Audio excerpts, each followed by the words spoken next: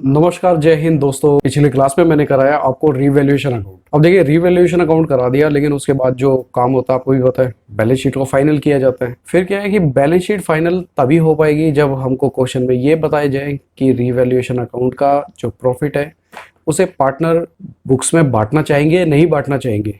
देखिए, इस बात से बैलेंस शीट पे बहुत ज़्यादा फर्क आता है। तो आज की क्लास में मैं आपको दोनों तरीके बताऊंगा कि अगर रीवैल्यूएशन अकाउंट के प्रॉफिट को बांटा जाए तो उसका बैलेंस शीट पे क्या इफेक्ट आता है। अगर पार्टनर चाहते हैं कि हम रीवैल्यूएशन अकाउंट के प्रॉफिट को नहीं बांटेंगे, हम बुक्स में नहीं दिखाएंगे, तो उसका क्या इफेक्ट आएगा। प्लीज दोस्तों, मेरे इस चैनल को सब्सक्राइब कर दीजिए। मुश्किल से 1 सेकंड का वक्त लगेगा। तो चलिए शुरू करते हैं मेरी इस नोटबुक से। तो देखिए, पिछले क्वेश्चन में जब हम बैलेंस शीट को तैयार कर रहे थे ना, तो मैंने सारी की सारी एसेट्स का कॉलम आपका पूरा करा दिया था, और लायबिलिटी में भी मैंने आपको सन्ड्री क्रेडिटर्स करा दिया। अब सारी डिपेंडेंसी बैलेंस शीट की हो गई जनरल रिजर्व पे, और दूसरी डिपेंडेंसी हो गई आपकी रीवैल्यूएशन रिजर्व पे। इस क्लास में हम सबसे पहले इन दोनों को सॉल्यूशन निकालेंगे। तो आप लिखिए concept number 18, class 15, revaluation profit. इसकी ट्रीटमेंट आप दो तरीके से करेंगे, तो इसके लिए हम यहाँ लिख देंगे ट्रीटमेंट ऑफ रीवैल्यूएशन प्रॉफिट। इसमें क्या होगा, ए part, B part, when revised value are to be recorded in books। पहली ट्रीटमेंट होगी कि जब पार्टनर्स चाहते हैं कि वो रिवाइज्ड वैल्यू को बुक में रिकॉर्ड करे, और दूसरी ट्रीटमेंट आपसे पूछ सकता है, कोई एक ट्रीटमेंट पूछेगा when revised value not to be recorded in books। दोनों ही केस में आपको बनाना रीवैल्यूएशन प्रॉफिट, और यहाँ पे भी आपको बनेगा रीवैल्यूएशन प्रॉफिट। ये काम तो आपको करना ही करना है।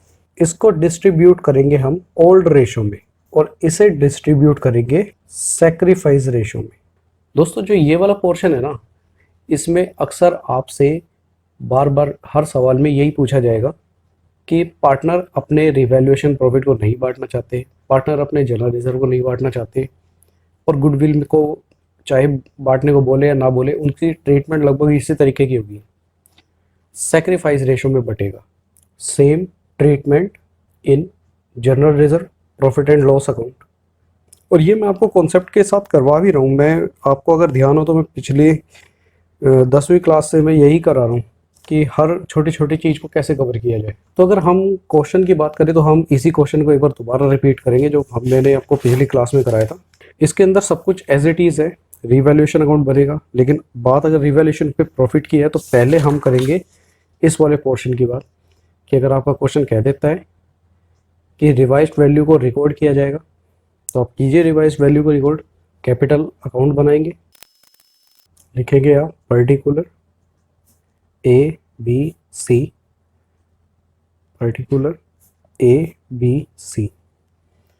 सबसे पहले आप उठाइए वही सब कुछ, कैपिटल का बैलेंस लीजिए, बाय बैलेंस BD 2 लाख, 1,50,000, 1,50,000। अब रीवैल्यूएशन अकाउंट है, अगर हम इस मेथड से करेंगे तो आप इन्हें बांटिए ओल्ड रेशो में by revaluation profit. Old ratio है 332, 332 में आप इस अमाउंट को बांटिए।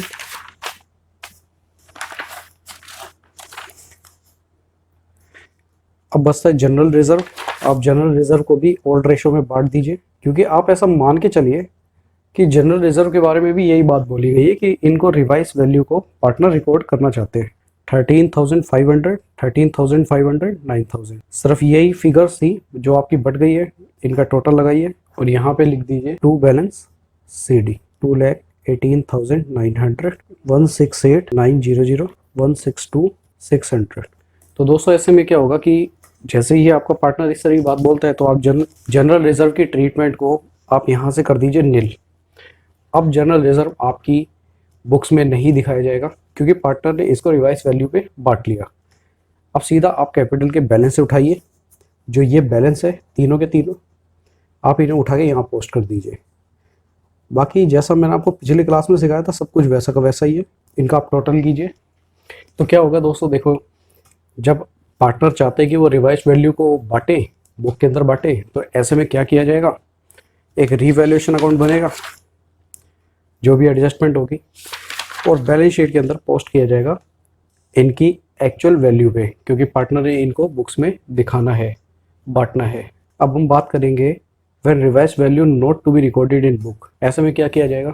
अब हम दूसरी बात करेंगे when revised value not to be recorded in books, ऐसे में आप क्या करेंगे, रीवैल्यूएशन अकाउंट का जो भी प्रॉफिट है 14,400 रुपये और जो जनरल रिजर्व है 36,000 रुपये, इन दोनों को ही पार्टनर बुक में नहीं दिखाना चाहते, जिसका टोटल है 50,400। अब इनकी ट्रीटमेंट को आप करेंगे सेक्रीफाइस रेशो में। सेक्रीफाइस रेशो निकालने का क्या मतलब होता है, old ratio minus new ratio, ये हम करते थे, ऐसा हमको +2 क्लास में सिखाया जाता था। लेकिन एडवांस तरीके से अगर हम चलेंगे, जिसमें प्रेजेंटेशन भी अच्छी हो, तो उसमें हम इस तरीके से करेंगे। आप बनाइए एक टेबल, बड़ी ही प्यारी सी टेबल बनती है, उसमें आप तीनों पार्टनर के नाम लिखिए बी सी, इनको पहले पुराने रेशो में डिस्ट्रीब्यूट कर दीजिए, डिस्ट्रीब्यूटेड इन ओल्ड रेशो, जो आपका है 3:3:2, जिसमें बटेगा 18,900 रुपये, 18,900 रुपये और 12,600, 18,900, 18,900, 12,600। फिर इसे डिस्ट्रीब्यूट कर दीजिए इन न्यू रेशो, जो आपका है 4:3:2, ये सब यहाँ बांटेंगे 22,400, 16,800, 11,200। अब आप यहाँ से देखिए कि पहले उनको कितना मिलता था, बाद में कितना मिलेगा। ए को पहले 18,900 मिलने थे, अब 22,400 मिलेंगे। इसका मतलब क्या है, ए फ़ायदे में है, ए को 3,500 रुपये का फ़ायदा होगा, यानी कि क्या होगा, गेन। इनको क्या होगा, सेक्रीफाइस 2,100 रुपये, 18,900 पहले मिलने थे, लेकिन अब मिलेंगे सिर्फ 16,800। सी को पहले मिलते 12,600, अब मिलेंगे 11,200। इसे भी क्या होगा, लॉस होगा, सेक्रीफाइस करेगा ये भी। जो गेन करेगा उसे डेबिट कीजिए, जो सेक्रीफाइस करेगा उसे क्रेडिट कीजिए, यानी कि ए इसको भी कंपनसेट करेगा और सी को भी करेगा। A will compensate to B and C. General entry बनाएंगे तो आपको इस तरीके से जनरल एंट्री बनानी है, as capital account debit 3500 to B's capital account to C's capital account, being A compensate to B and C. यहाँ हम बनाएंगे एक पार्टनर्स कैपिटल अकाउंट। अब देखिए पिछले बार हमने क्या किया था और इस बार हम क्या करेंगे। यहाँ लिखिए particular A B C, particular A B और सी। सबसे पहले लिखिए पार्टनर्स के बैलेंस, जो भी पार्टनर्स ने कैपिटल लगा के बिजनेस स्टार्ट किया था, 2 लाख, 1,50,000, 1,50,000। अब हम पिछली बार की तरह यहाँ रिवैल्यूएशन को ओल्ड रेशो में नहीं बांटेंगे, ना जनरल रिजर्व को बांटेंगे, हम सेक्रीफाइस में इस तरीके से बांटेंगे।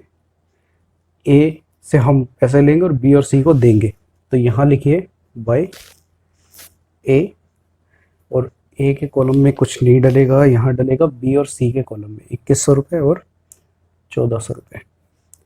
इसी तरीके से यहाँ पे हम डालेंगे टू बी और टू सी। इसका मतलब है ए के हिस्से से 2,100 रुपये निकाल लीजिए क्योंकि बी के कॉलम में जाना है, और ए के हिस्से से 1,400 रुपये निकाल लीजिए क्योंकि सी को पेमेंट करनी है।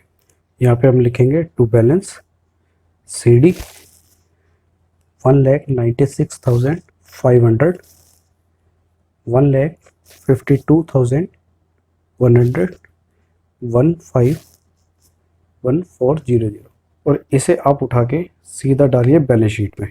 तो बैलेंस शीट बनाएंगे, इस बार की जो बैलेंस शीट हम फाइनलाइज करेंगे, इस बार आप देखोगे वापस अगर क्वेश्चन पे आए, ये पूरी की पूरी बैलेंस शीट है जिसके बारे में पार्टनर चाहते हैं कि अब वो रिवाइज वैल्यू से नहीं बांटना चाहते, तो आप बैलेंस शीट को जैसे क्वेश्चन में दी हुई है ऐसी की ऐसी साफ लिख देना।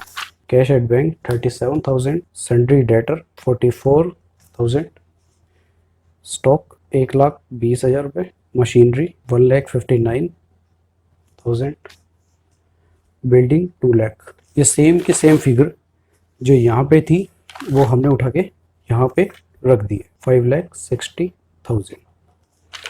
सेम ऐसे ही करेंगे सन्ड्री क्रेडिटर और जनरल रिजर्व, क्योंकि पार्टनर ने इनको बांटा ही नहीं है तो इनको ऐसे कैसे उठा के डाल दीजिए 24,000, जनरल रिजर्व 36,000। अब यहाँ डालेंगे हम कैपिटल अकाउंट के बैलेंसेस जो ये हमने निकाले हैं ए, बी और सी। 1,96,500, 152, 100, 151, 400, 5,60,000। तो देखिए दोनों बातों में क्या फ़र्क रहा, बैलेंस शीट पे क्या फ़र्क आया हमारी। जब पार्टनर अपनी वैल्यू को बुक में रिकॉर्ड करना चाहते थे तो जो आपकी एक्चुअल वैल्यू है आपने वो रिकॉर्ड की। जब पार्टनर एक्चुअल वैल्यू को बुक में रिकॉर्ड नहीं करना चाहते तो इसका मतलब है कि जो बैलेंस शीट आपकी शुरू में थी वही एंड में आएगी, उसमें थोड़ी बहुत एडजस्टमेंट जो है कैपिटल की होगी। तो दोस्तों ये इस कंसेप्ट को आप बड़े ही आराम से कीजिए, ध्यान से कीजिए। मिलेंगे हम अगली क्लास में। जय हिंद।